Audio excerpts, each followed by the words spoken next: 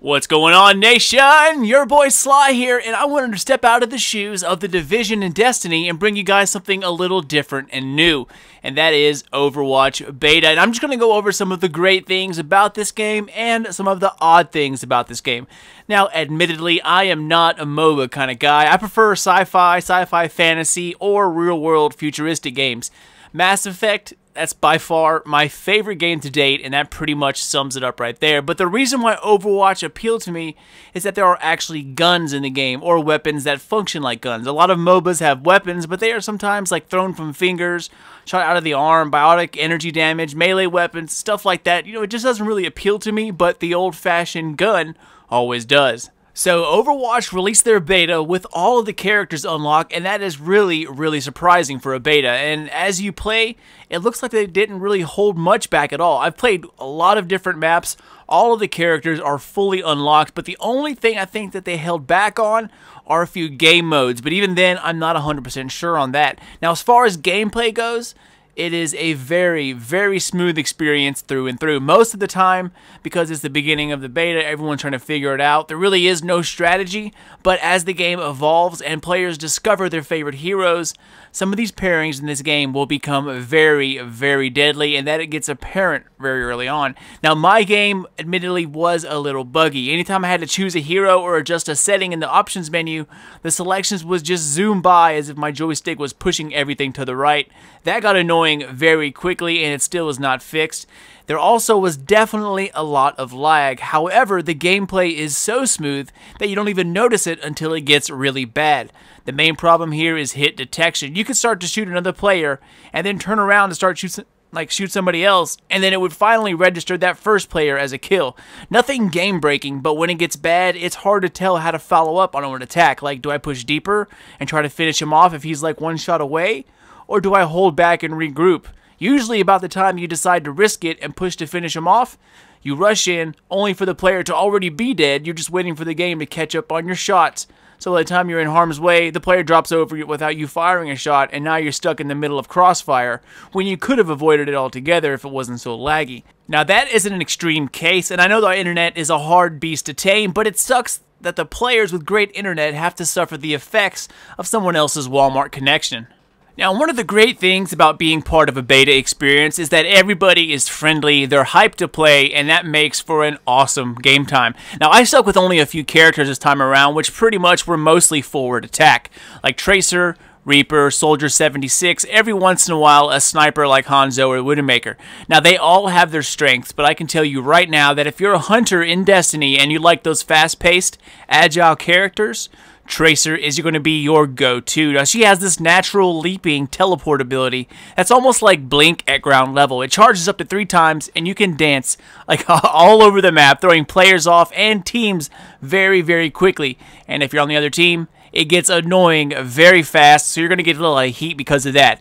Now, the most OP thing that Tracer can do is whenever she gets in trouble, she can turn back time, so to speak. It's kind of hard to explain. So, like, whenever you're en route, and whatever route you use to get into a room that turned out to be full of enemies, you can wind back the clock and retrace your steps and exit that room in the way you came in, but in a fraction of a second automatically, and you actually heal as you turn back time. So you blink around the map, killing everything, and then when you're in a tough situation about to die, you just turn back time, automatically leave the heavy gunfire, and you're healed by the time you get back to safety.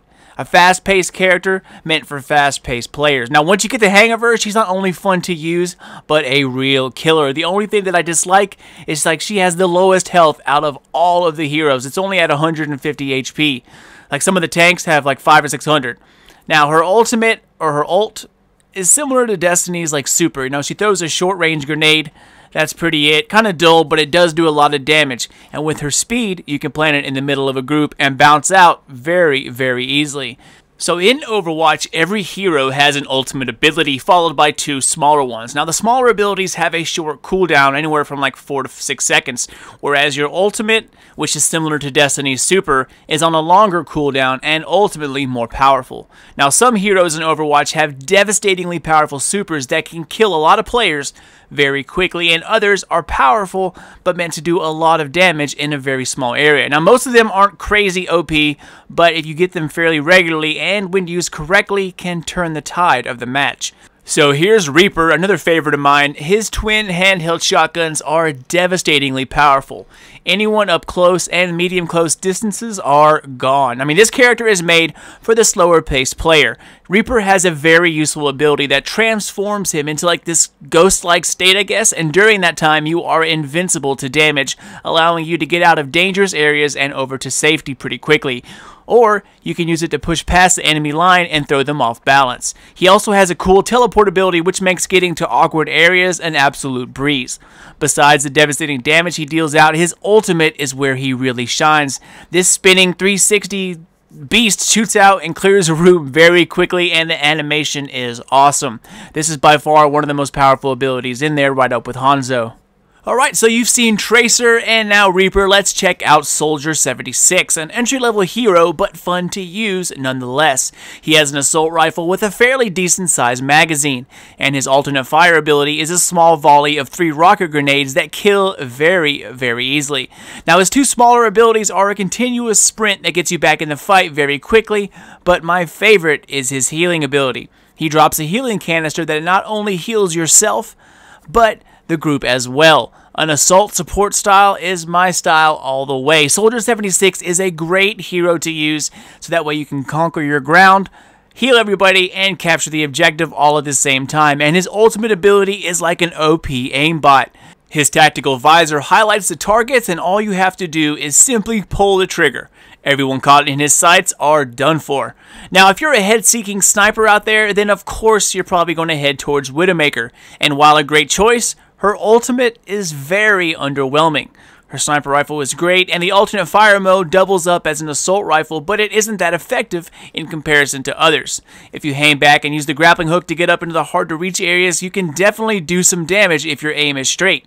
But for me, that's not really my playstyle. However, I recommend that some snipers out there try out Hanzo. Now, it's a bow and arrow, but man, can you wreck shop with it. His alternate fire mode is a one-hit kill, or if you shoot it between a group of enemies, it will scatter, damage the group, and kill the weak. His deadly arrows are easy to fire, forgiving, but his ultimate is where it really shines. He pumps out arrows, is super fast, and they are a one-shot kill, along with probably the best animation of the game. So whatever your playstyle and gaming type, Overwatch really has something that you can connect and relate to. Sadly, they built these awesome characters with this rich universe based on heroes, yet there is no campaign or in-game ways to learn about your favorite character. In that aspect, it is a little disappointing, but the great thing about this game is that it's just straight fun. I mean, just fun. No sweaty moments, no teabagging scrubs, just a fun atmosphere that showcases what a game really is. And that's entertainment, guys. It's a game. Win or lose, it doesn't really matter.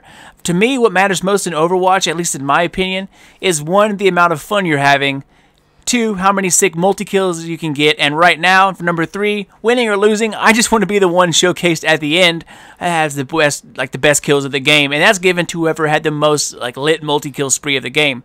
Once again, emphasizing on having a great time. Competition is there, no doubt, but as players learn the ropes, it's going to escalate very quickly, but right now, it's hard to go in there and get upset. The Dark Zone in the Division, Trials of Osiris, and Destiny, that's a lot of cuss words, a lot of sweaty people, and a lot of guys with high blood pressure. As we're Overwatch, you just simply leave while smiling. I only wish that they could have included some kind of character introduction, or perhaps an ongoing side story of the heroes versus villains, and have it included in-game, not as a comic book you're going to have to purchase on the side. I also hate that when you respawn back at your base, you have to book it all the way back to the action.